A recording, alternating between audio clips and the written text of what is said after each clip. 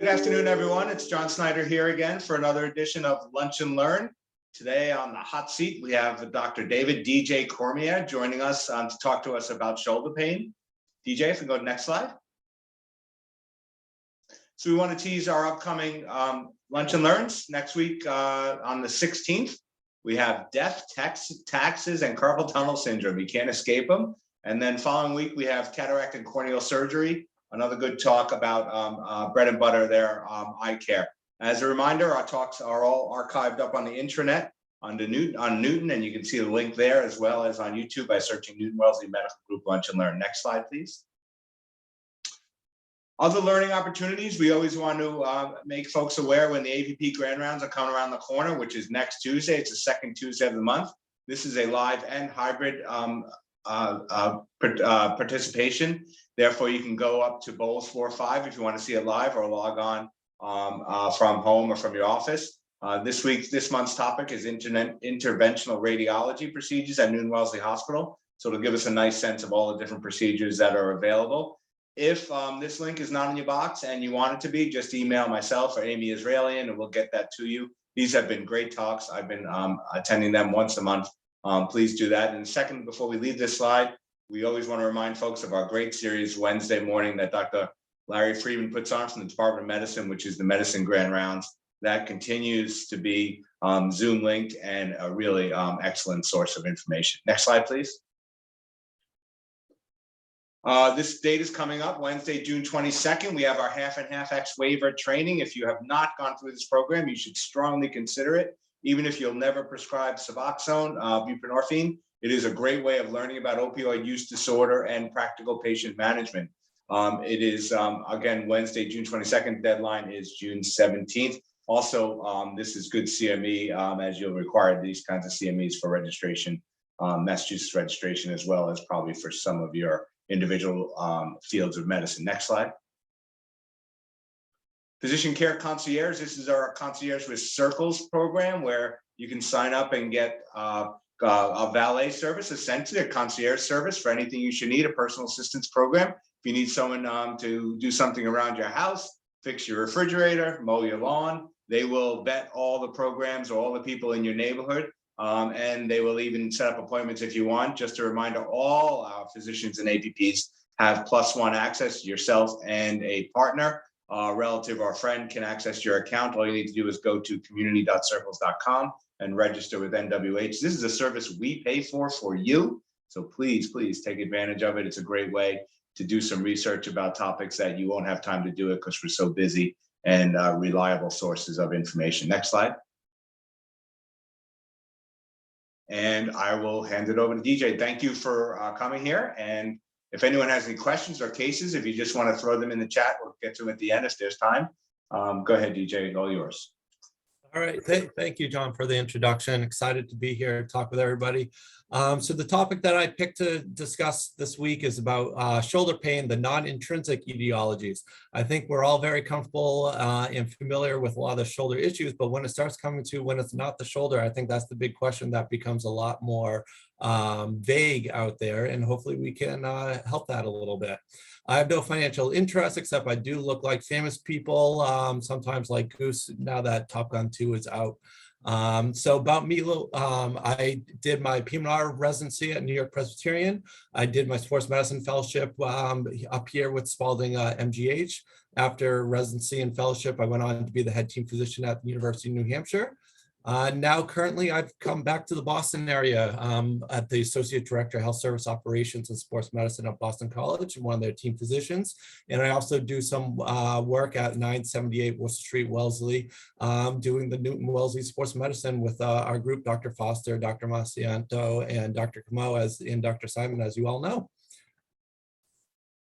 All right, so a little bit of outline today. So what are things in the shoulder that looks like the shoulder but is not the shoulder? A lot of them really have to do with neurovascular structures, and I think that starts getting vague and rare and uncomfortable territory. Some may say this is the zebra territory that we start looking at, but if we're not aware of it, if we're not thinking about it, we can't refer or get the appropriate treatments in a timely manner, and we'll go through from there.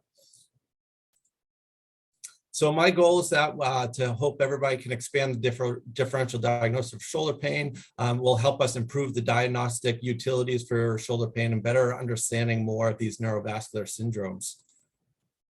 So let's start off with Parsons-Turner syndrome, or brachial plexus plexopathy, amyotrophic neurologic amyotrophy. So it has a whole bunch of names that you may have heard of.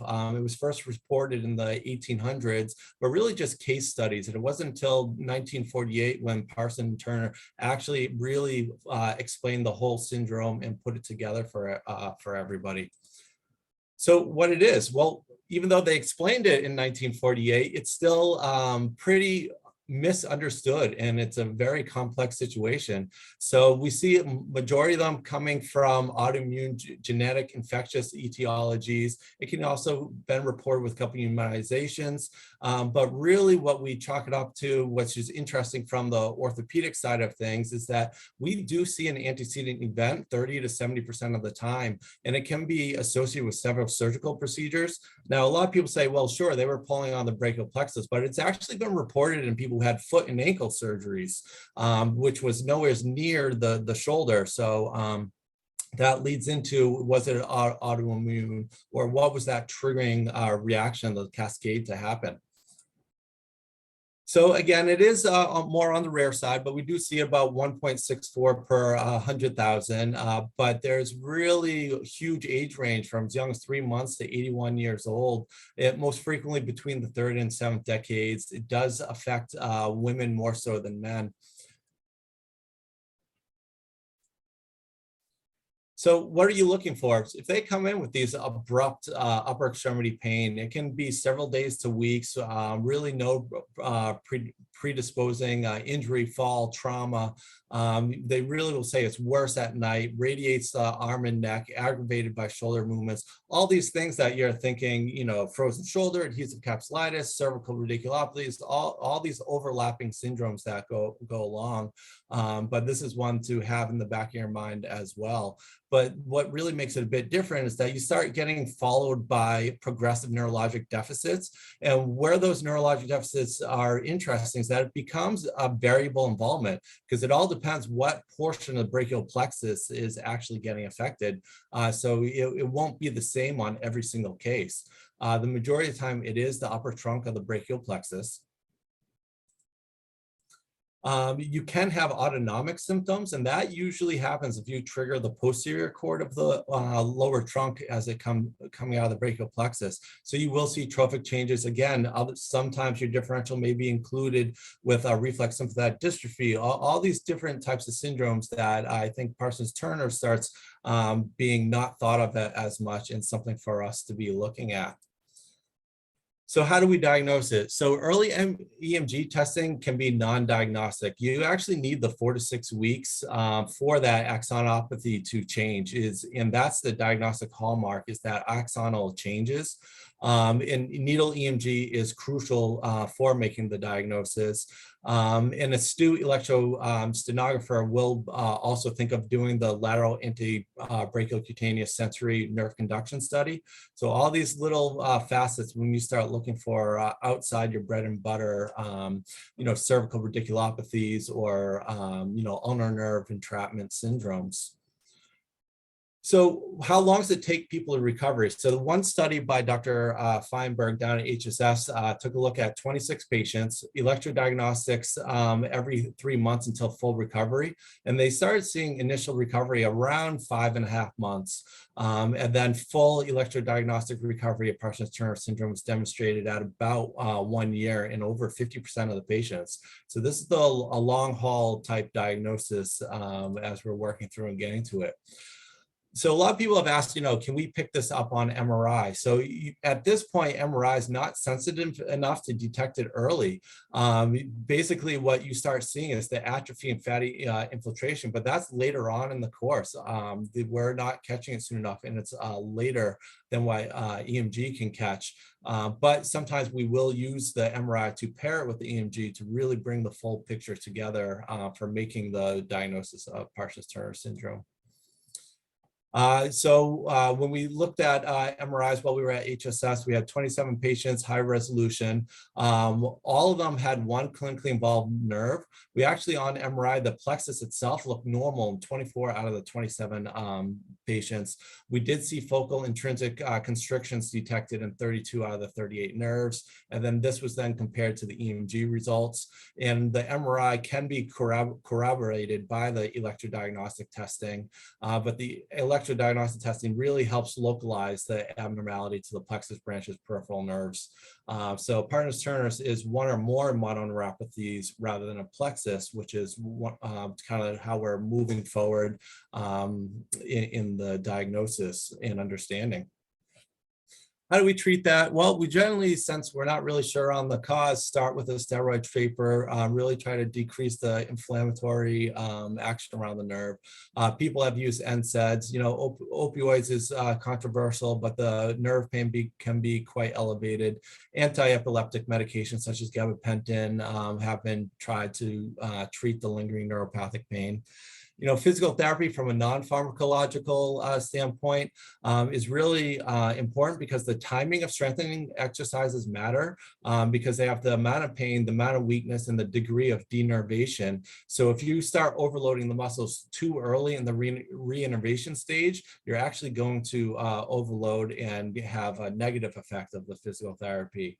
And then since we have these nerve changes, when you're really returning to sports, it's intensive sport-specific biomechanics. So kind of relearning how to use that shoulder again as we try to get athletes back. Most cases are treated by conservative treatment. In a few refractory cases, surgical procedures have been tried, whether it's neurolysis or nerve grafts or nerve transfers, but that's more or less last ditch effort. Majority of them do end up resolving in about a year's time by non-operative measures. Again, we take a look at the spread of recovery. So 66% will show that motor function recovery within 1 month. There generally is excellent recovery to 1 year, 2 years, and up to 3 years. There was one study by Van Alphen that showed that if somebody had greater than 3-year follow-up, that they still had some mild symptoms of paralysis there. And just because you had it once doesn't mean that you can't have a recurrence of symptoms. So then we start stratifying it, whether good prognosis versus poor prognosis. So the good category typically has upper trunk involvement and sensory symptoms. A more poor prognosis is more the prolonged pain and prolonged weakness categories. Moving on to these neurovascular structures up in the shoulder area, a very common one that we've all talked about, but I think is not fully understood is the thoracic outlet syndrome. What's beautiful about being at Newton-Wellesley is that we have Dr. Dean Donahue, who has really pioneered and championed a lot of thoracic outlet syndromes. But this has affected athletes from first overall draft picks, where it really derailed their careers. So as you know, with thoracic outlet syndrome, you have 3 different areas where it can get compressed. You have the interscalene triangle, the costoclavicular space, and the retropectoralis minor. It's usually a young, healthy female, more predominant compared to males. The patient will have seen multiple physicians, have multiple quote unquote misdiagnoses, even to the point that they're being told it's psychosomatic. The prevalence is poorly documented due to this. So then we can get into what's the real incidence? Well, true neurogenic thoracic outlet syndrome is about 1 per million, and that we have an anatomical and electrodiagnostic confirmation. There can be argued or disputed neurogenic thoracic outlet syndrome, which is about 3 to 80 per 1,000. And it's because it's really a vague entity lacking objective data. And the biggest complaint is pain up in this shoulder region. So I broke it up into different etiologies, and this is the way that it should really be discussed and how it should really be thought about instead of just one etiology. So you have neurogenic thoracic outlet syndrome, which is 95% of the cases. There's usually a history of neck trauma or repetitive stress work-related motor vehicles. You can have a cervical rib in the area and compression in the brachial plexus. And then the less common is the vascular thoracic outlet syndrome, which is 3 3 to 5% is the venous, and then 1%, less than 1% is the arterial. So that's where I think it's very important for the providers and primary care providers to recognize that it's not a one neurovascular syndrome, that it is broken into the 3 different kinds, because the treatment and the diagnosis for those is different. So the typical anatomical cause of it is soft tissue. 70% of the time, you're going to have variation in that scalene musculature. So that's where we see a lot of our higher level athletes that have hypertrophy compressing that area. You'll also can have a scalene minimus, which is an accessory muscle that comes into that area without workup that is unknown as it starts to hypertrophy. And then you can have osseous, where it's going to be a cervical rib 80% of the time, or a prominent C7 transverse process. We've even seen exotosis, tumors, or calluses after clavicle fractures. So the cervical rib happens in about less than 1% of the population, majority are women, and this can be triggered with neck trauma or whiplash as they've had it all along. And then a few of the arterial thoracic outlet syndromes, it's going to be a few where the bone is actually pressing up against the subclavian artery. Those will definitely need a complete cervical rib resection as the next steps. So when we're taking a look at it and we're trying to decide, is this neuro or vascular, I think is an important part as we're looking at the shoulder and down the arm. So arterial, you're going to see the digital ischemia, just like any sort of arterial syndrome. You'll see claudication, pallor, coldness, paresthesias, and the pain is in the hand and seldomly in the shoulder and neck. So, of course, we are concerned that if there is compression at the subclavian artery, that you can have neurothrombus or aneurysm in the area, and that's where the ultrasound, CT, angiography are important workups for this. A duplex scan is indicated, because these can be asymptomatic until they actually emboli. Venous, you're going to see swelling, cyanosis, achy pain, paresthesias. And then the physical exam, you're really looking at that arm swelling, cyanosis, and distended superficial veins. So, you know, I think this is all important to really see that the vascular causes of thoracic outlet syndrome are starkly different when the physical exam coming through, when we start talking about thoracic outlet syndrome. So we really don't want to lump them all together as one. So what we see the majority of the time is this neurogenic thoracic outlet syndrome. So the big exam findings that we're taking a look, because they're all very general at the shoulder, but the most important ones I want to draw your attention to is pain over the pec minimus and also over the anterior scalene muscles. You're going to have that paresthesias, have some of the peripheral findings such as hand weakness, arm, shoulder.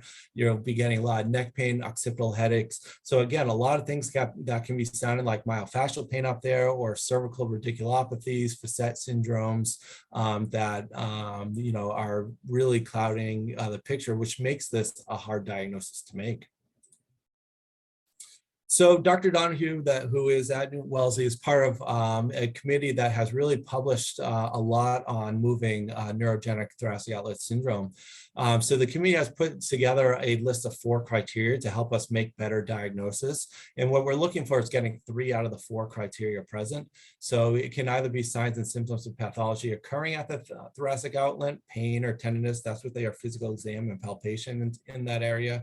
Signs or symptoms of nerve compression, getting that distal neurologic changes, worse with arms overhead or dangling, and then absence of any other pathology explaining the symptoms.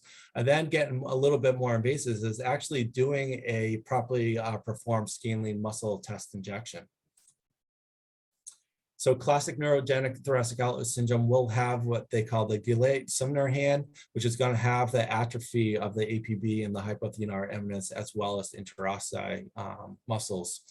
So we've all learned many of the provocative tests, and what's always interesting about the provocative test is that a lot of people will be checking Addison's maneuvers or checking the pulse, but it's a neurogenic test. So you're checking an arterial symptom exam maneuver for a neurologic symptom. So that's where a lot of the testing actually hasn't panned out as being very accurate. So Warrens and L took a look at 58% of normal volunteers, and out of the normal over half of the normal volunteers had one positive test out of all the different TOS testing. So when we start taking a look at specificity, there's a large range of the common ones people perform, from ruse to Adsons. If you're only doing one, you can get very low. It gets better as you combine multiple of these tests. But really the most common ones, and with ones that can get you a 94% positive predictive value, is going to be the upper limb tension test and 90-degree Aber testing have been the most reliable, as these are what's stressing the neurologic structures the most, not necessarily the vascular structures. So the next on the workup would be checking the EMG. So I always put this in there because if you take a look at what Parsons-Turner syndrome was, you were looking at the lateral antebrachial cutaneous sensory. On thoracic outlet syndrome, it's medial antebrachial cutaneous sensory nerve that want to be tested. And these are not routinely tested on a generic neuro conduction test or EMG test. So being aware of these diagnoses can help with the workup and getting the right tests. Being aware moving forward. You also have the diagnostic scaling blocks in the arteriography that we discussed. So the treatment a lot of times can be that non-surgical. So Dr. Toriani with radiology here, Newton-Wellesley and Mass Gen, and Dr. Donahue put out a couple great papers on Botox injections, giving us some short-term improvements, but it's also very helpful for long-term surgical outcomes, getting this positive feedback from either a lidocaine block or the Botox to confirm before any surgical procedures. We also took a look at 6 months of physical therapy, and relief couldn't be happened from conservative measures in about 50% of patients. And that really has to do with making sure you're getting the right physical therapy, focusing on posture, body mechanics, and really realigning the periscapular muscles. So why do we care so much about getting this? Well, we always want to get the correct diagnosis, but when we take a look at the surgical results back in the 90s, review of 409 consecutive patients underwent operation. If you take a look at neurogenic patients, having your only 50% of the group had excellent to good. The other 50% had a fair to poor outcome after surgery. So that's why it's a lot of controversial and thought about, and why it's so important to have the better diagnosis. So then what the more recent study in the 2000s took a look at was using the committee's diagnostic criteria, using the lidocaine challenges in the Botox injections. And we actually got the neurogenic thoracic outlet syndrome up to 93% positive outcomes. So again, better diagnosing with better treatments afterwards will lead to better outcomes. So again, really gaining more speed is these anterior scaling nerve blocks that Dr. Toriani and Dr. Donahue have shown us.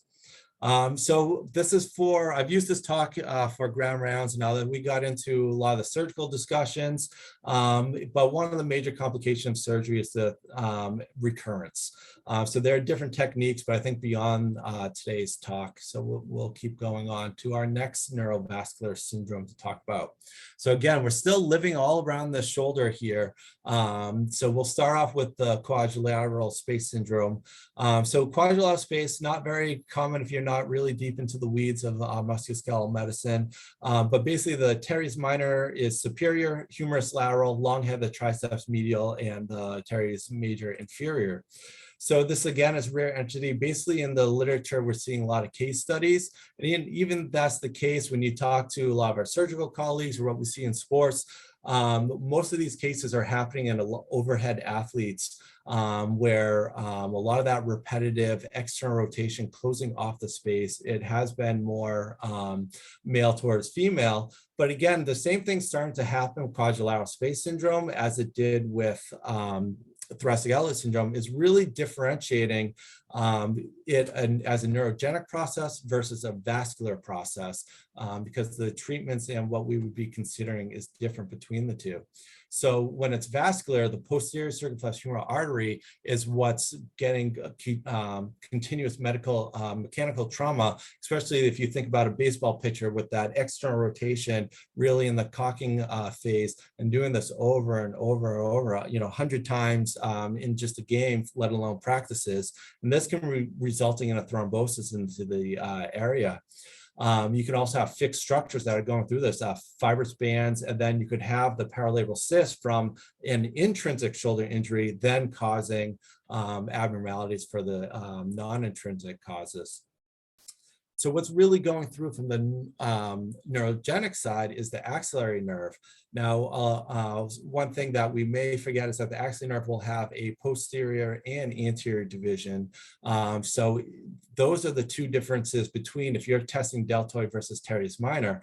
So the part that's going through the quadrilateral space is actually only the posterior, which is only affecting teres minor. So your deltoid will still have normal involvement, but you will be getting some teres minor involvement. And this just goes back into that a little bit more. But again, this presentation is going to be our younger overhead athletes. You're getting the vague neurogenic or vascular features, paresthesia, fasciculations around the shoulder, some muscle atrophy and weakness, and tenderness over the quadrilateral space. Physical exam, I'm really looking at their abduction ER motions, what their paresthesia is, any cooling, pallor, cyanosis of the hand. But the Hornblower's test is where we can isolate out that teres minor involvement that really hits home for us. So again, electrodiagnostics can tell us about denervation of the teres minor versus the deltoid. Again, that's how we end up making the diagnosis. MRI, again, this tends to be late on the diagnosis, as you see, but you're basically seeing the late changes with fatty atrophy in there. But then what's getting a little bit more spin is going to be the ultrasound evaluation. So under ultrasound, which we can do dynamically real time in my clinic, is you're seeing fatty change, you're seeing diffuse increased echogenicity and abscess of any rotator cuff abnormalities. So sometimes we can see a space occupying lesion that's in the quadrilateral space, and that cyst really extending there. So when we take a look with ultrasound, we're able to isolate the area. And even there, we can do a nerve block challenge to aid us in the treatment and diagnosis as well. So medication is going to be anti-inflammatories, a lot of physical therapy, try to open up that with different soft tissue techniques, limiting activity, and in the case report, surgical decompression with neurolysis or excision of any of the bands or the paralabral cysts. And then if it's actually vascular, we have to consider if anticoagulation or antiplatelet therapy is needed. And there's really just not enough information, long-term studies to make a solid recommendation on that at this time. Again, as we're living around the shoulder, we're taking a look at the suprascapular nerve. We're taking a look at the upper trunk, subacromial, subdeltoid innervation area. Compression can also occur at the sphenoglenoid notch, where we're looking at isolated infraspinatus weakness. Again, a lot of our overhead athletes, so similar picture. So really being comfortable with these different diagnoses where not everything is a rotator cuff tear. So as we're getting a little bit short on time, I just want to, go through a couple, closing points, but a lot of these are going to be deep, poorly localized pain. You can do a suprascapular nerve stretch test. Again, nerve conduction EMGs, MRIs, and ultrasound guided nerve blocks is, predominantly what I do in my approach going forward. And if that's the case, you can then have surgical release.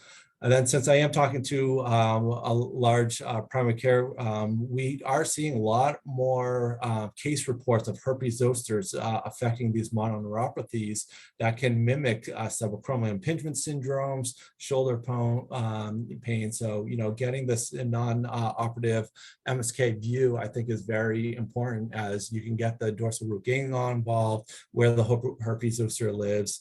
And a lot of people say, well, you're going to have the painful cutaneous changes, but actually we do see some of the neurologic manifestations without it. So the highlight for the herpes is that the period between the rash and the onset of muscle weakness from the current literature can vary from 1 day to 4 months. So the rash may not be there at the same time, which makes this not such a straightforward diagnosis. I think we're all comfortable with the cervical radix at this point, but to be thorough, had to definitely put it into the presentation. And again, I've used this presentation for our long grand round, so I think this will probably be a good place to wrap us up. The only real point I wanted to put on for cervical radix is really understanding the Sperling's test, is that it has a very high sensitivity specificity, but you have to understand what a true positive is. And the true positive is if the radicular pain goes down the arm and into that specific dermatome. It's not if it just goes to the neck or the scapular region. So, that's my talk. I think the time that I have for today. And otherwise, I'd like to thank John for the opportunity to talk through. I believe you guys have slides to really take a look at some other etiologies around the shoulder. But really my goal was to just broaden the differential for refractory shoulder pain. I think it's a multidisciplinary approach between primary care, non-operative sports, and operative sports along the way. And just thank you for your time. My reference at the end, and then again, I've got my ultrasound and non-operative sports medicine clinic 978 with Dr. Foster, Dr. Nascimento, Dr. Simon, Dr. Camo. DJ, thanks. Wow, that was a whirlwind, but definitely some interesting causes of shoulder pain. As you said, not everything's a rotator cuff. Really helpful to go over some of those procedures and to hear these terms. Just a reminder for everyone, DJ's up at 978. He's doing ultrasound guided injections and probably will be in contact with your patients. We wanted to wish everybody a great week. It's been a big graduation week, I know, for a lot of people, high school, kindergarten, college, everything. So hope everyone's having a great time and hope everyone has a great weekend. And we'll see you back here next week for carpal tunnel. DJ, thanks for doing this and be well. Bye. Thank you.